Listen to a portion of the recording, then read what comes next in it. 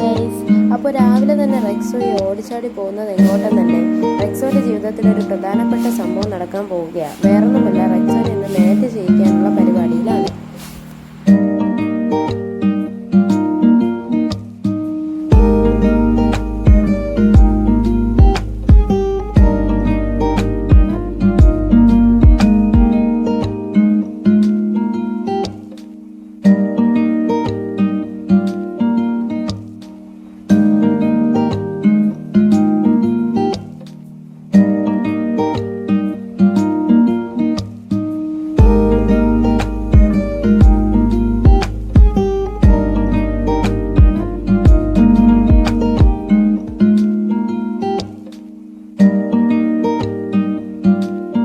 അപ്പോൾ റെക്സോനെ മാറ്റൊക്കെ ചെയ്ത് തിരിച്ചു പോവുകയാണ്. അപ്പോൾ അടുത്ത വീഡിയോയുമായി വരുന്നത് വരേക്കും ടാറ്റാ.